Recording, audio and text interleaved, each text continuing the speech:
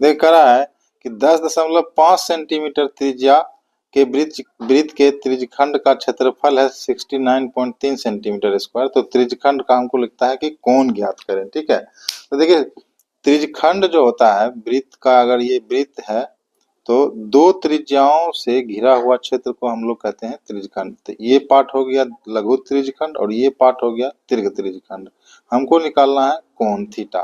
तो त्रिज्यखंड का जो क्षेत्रफल होता है, त्रिज्यखंड का क्षेत्रफल का फॉर्मूला होता है, त्रिज्यखंड का क्षेत्रफल का फॉर्मूला होता है थीटा बटे 360 इंटू पाई आर स्क्वायर। ठीक है, तो क्षेत्रफल जो हमको दिया हुआ है 69.3, थीटा हमको निकालना है 360 इंटू पाई का मान हो गया 22/7 और आर यहाँ पे है 10.5 सेंटीमीटर स्क्वायर, तो इसका हो गया स्क्वायर।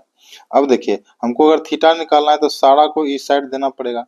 तो देखिए 360 यहाँ भाग में है, यहाँ इस 7वें भाग में है, तो 69.3 इंटू 360 इंटू 7 यहाँ गुना में आ जाएगा और यहाँ पे 22 है, यहाँ पे इसके साथ थीटा के साथ गुना में, तो ये नीचे आ जाएगा। 10.5 का स्क्वायर भी यहाँ पे नीचे आएगा। इसको डायरेक्ट हम दो बार लिख देते हैं 10.5 इंटू 10.5। अब हमारा बच गया 60 थीटा। अब इसको हम काटते हैं तो पॉइंट के बाद यहाँ एक अंक है, यहाँ भी एक अंक है, ये खत्म हो गया।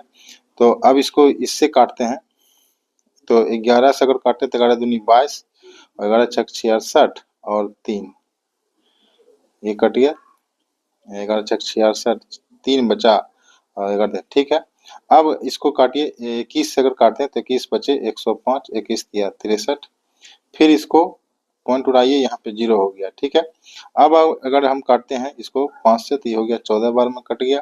अगर 7 से इसको फिर से इसको इसके साथ काट दें तो 7 दूनी 14 और 7 एका 7 और 7 बचे 35। ठीक है, ठीक है, अब इसके साथ अगर इसको काट दें तो 15 से हो गया 15 दूनी 30 और 6 बचा 15 चौक 60।